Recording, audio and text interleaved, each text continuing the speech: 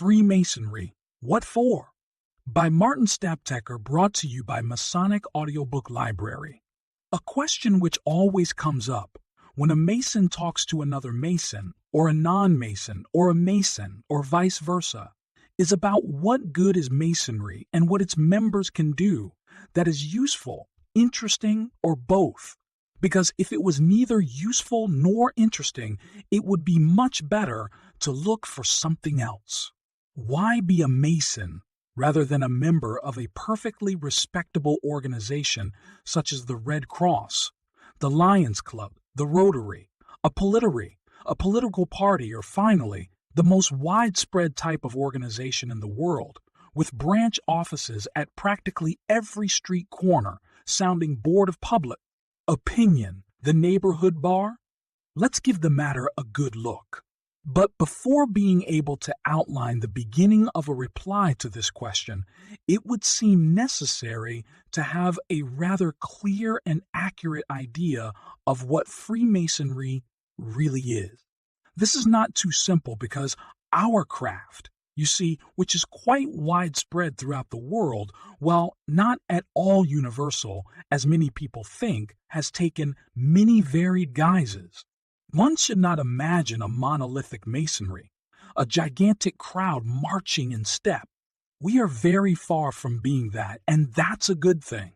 Each country has its masonry, more or less multiform, and even in France, it is made of half a dozen independent bodies with their own concerns, their own methods, their own ideas, and often their own ideologies.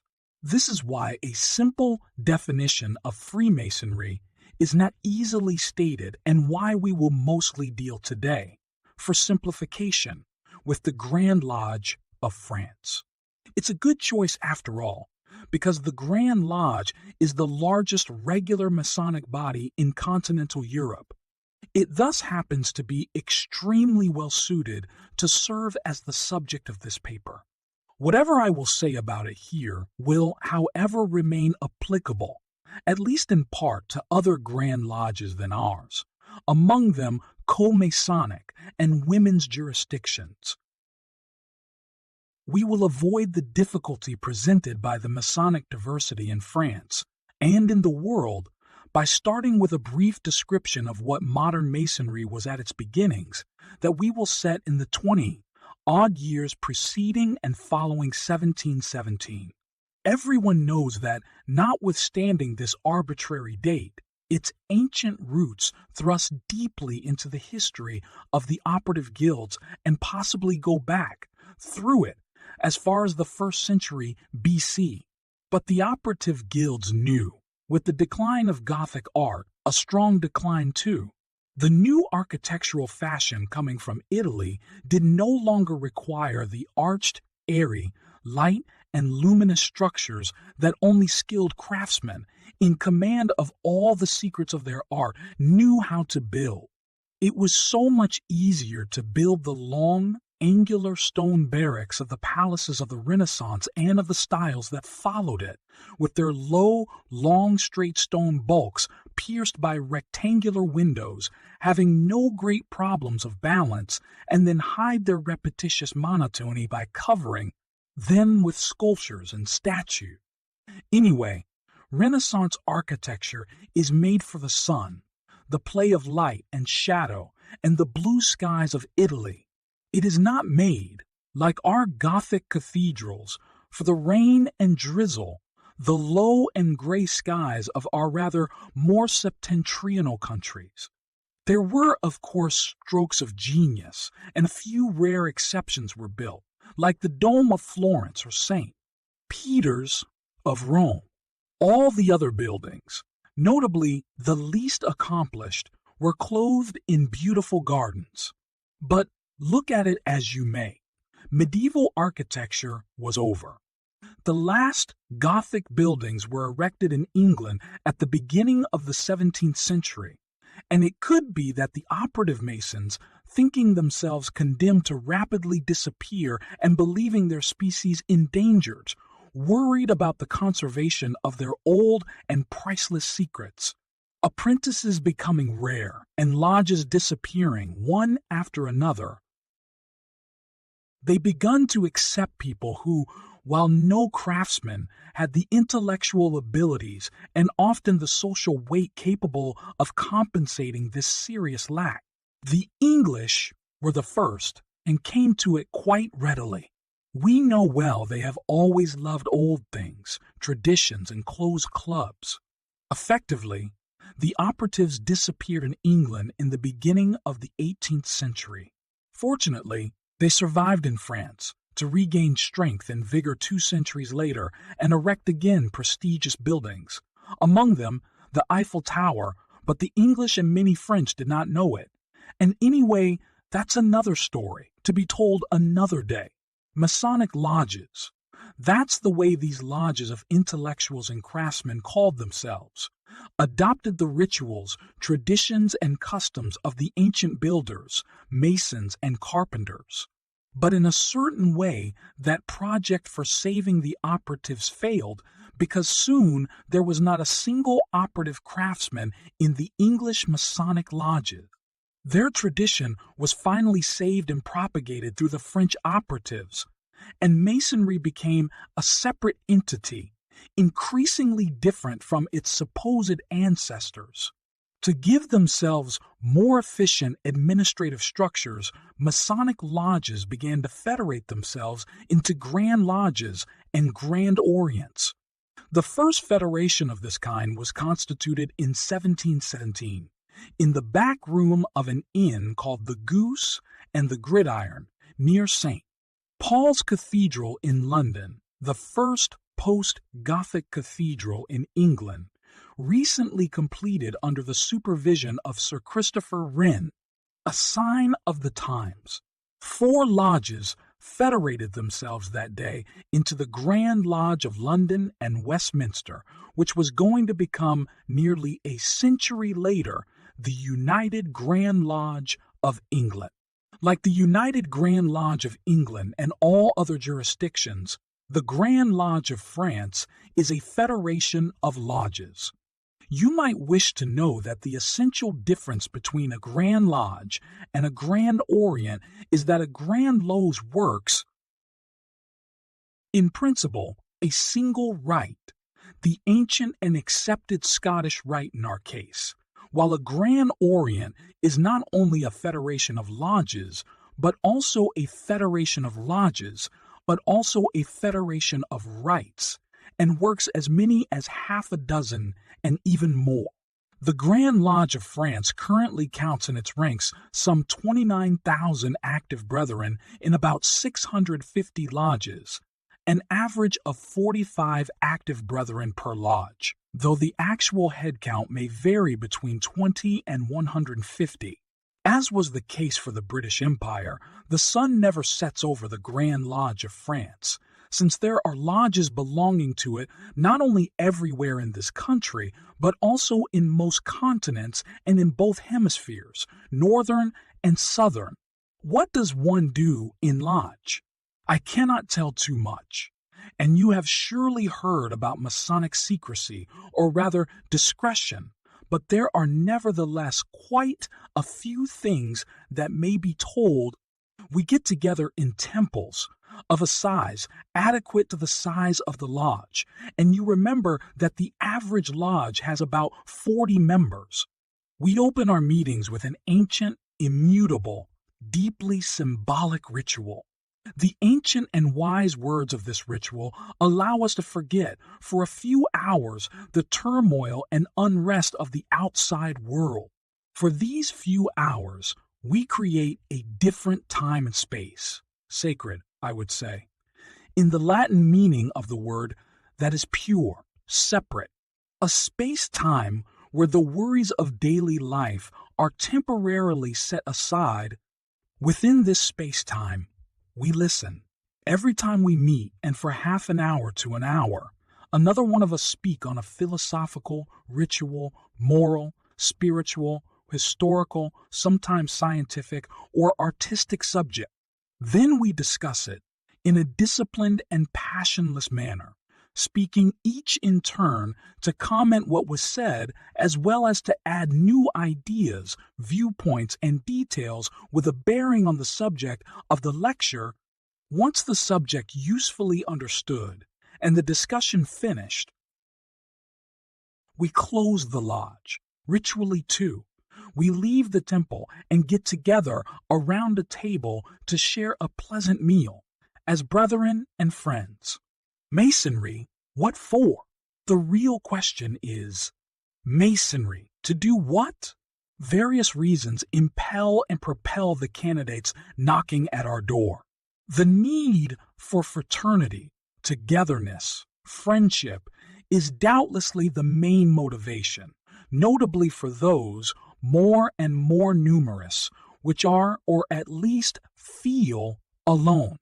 Intellectual curiosity is the moving force for many other candidates.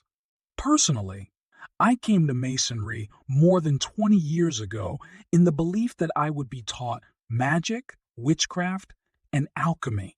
Though I actually have a scientific background, I have always asked myself if there was not something else beyond the cold world of numbers and matter and energy, and I have always looked for it. In the end, no one taught me magic, nor witchcraft, nor alchemy, which allowed me on one hand to learn and understand quite a bit on my own, and on the other hand, to find out that these were not essential, not even important elements of our Masonic tradition, just means tools, a kind of general background, sometimes useful for practicing the art of symbolism.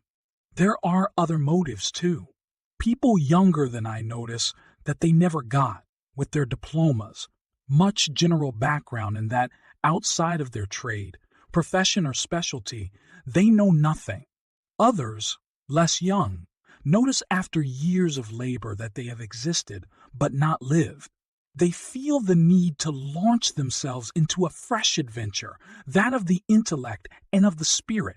Some apply while thinking that they will be ennobled, that they will become knights of this and of that, Malta, St. Andrew. What do I know?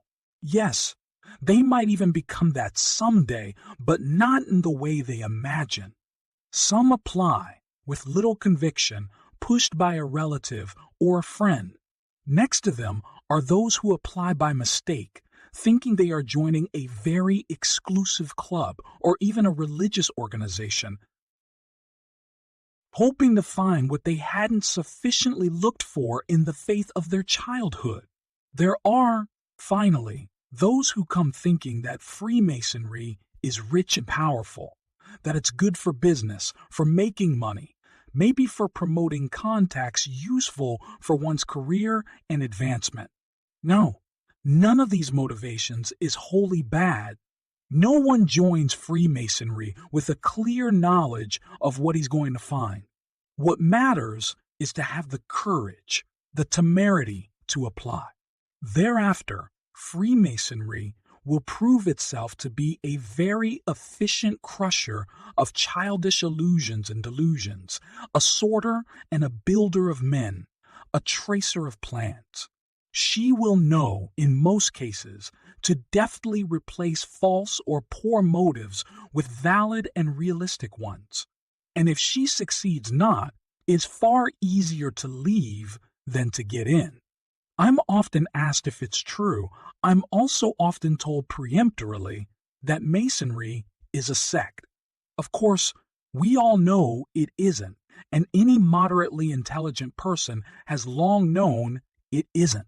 I sometimes explain to those who still doubt that, among the countless and often essential differences, there is a major, wholly insurmountable one between Freemasonry and a sect, such a difference that it has touchstone value.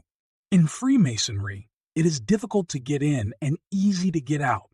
Insofar as a sect is concerned, you will notice that if it is very easy to get in, it is very difficult to get out. Difficult to get in, was I saying? It is not easy to be accepted in a Masonic lodge because there is a selection of candidates that is tough, but we believe just you will encounter implicit and explicit elements of this selection process all along this paper, as well as the qualities we look for and the failings we hope not to find in our candidate, the criteria that we apply, and the qualities that we look for are intimately related to what we are doing in Freemasonry, and that is why I will not treat them separately. Do we never err in our meticulous selection work? Of course we do. And the big problem, which sometimes gives us sleepless nights, is not so much bringing in someone who doesn't deserve it, but rejecting someone who could have become a good Mason. You know, those who are accepted and do not find their place leave, usually by themselves, even if it sometimes takes years. Yes, we sometimes err because of an excess of tolerance or charity, I hope. You know, maybe that we sometimes call a man who is very close to our Masonic ideals, but who isn't a member of the craft, a Mason without an apron. I sometimes call mentally only, and with a bit of sorrow, a man who was admitted through excessive kindness and who would be far better off elsewhere, an apron without a Mason. With all these selections and all these criteria, does Freemasonry constitute an elite? Yes, and not only because of them, which sometimes one manages to dodge, it is an elite, inasmuch as from the first instant one must have the courage, the irrational temerity of launching oneself in the absolute unknown. This is not within everyone's reach. What does one really know about Freemasonry outside? Nothing. Less than nothing. If one really knew something, this great variety of reasons and motivations would have no reason to exist. One could read dozens of books, interrogate dozens of Masons. One would still know nothing before. A selection automatically happens from the very beginning between those who dare take this first step into the unknown and those who do not and only take it timidly, backwards, back into the safety of what they know and understand. Other tests will follow, but this one, to which every one of us has silently and alone submitted himself, is the first and possibly the most difficult, because it happens at a time when we don't yet have the warm and friendly support of our brethren. Only 2 in 1,000 of the population of France have had this courage. Not all have been admitted. By the way, one does not come by chance or by accident to this kind of conference. One comes because one has a Mason friend to understand what makes him the way he is, or because of pure curiosity, to understand what Masonry is all about, or because one wants to become a Mason. There are other reasons too. Allow me, in this perspective, to talk a moment about shrimps. You know, those little pink or gray things, full of legs and feelers, which scamper around the bottom of the sea. Shrimps are no more concerned by the water around them than we are concerned about the air which fills every crevice of the world we live in. In both cases, it's for the same reason. Water can only transmit a narrow band of electromagnetic frequencies. The shrimp's eyes have evolved and specialized over hundreds of millions of years to preferentially see those frequencies where the water is the most transparent and no others. That great transparency of water, in the perception of the shrimps, rendered it, of course, practically invisible to their eyes. We too, who carry on 7 miles deep, at the very bottom of our ocean of air, have evolved so as to preferentially see a narrow band of electromagnetic energy, going from red to violet. This renders the air we breathe transparent to our eyes. We call this narrow band of energy which lets us see light. Since the beginning, since well before the shrimps and us came into being, since when there was no animal life yet but only plants, light and life have been narrowly associated because it is light that supplies the energy required by photosynthesis. A little later, animals came to be, and light allowed them to find their food. Light allowed them to find their prey. Light allowed them to find each other and thus perpetuate their countless species. Time went by. One day, beings who were not yet men stood up, and thus were able to lift their heads and watch the stars. They began to think, and Leah wrote the word light with a capital L, and the light was still life. In the ancient and accepted Scottish rite that we work, the lodges are called Lodges of St. John. The work in lodge always starts with reading the first verses of the Gospel of St. John, which go thus, in a grandiose paraphrase of Genesis. In the beginning was the Word, and the Word was with God, and the Word was God. The same was in the beginning with God. All things were made by him, and without him was not anything made that was made.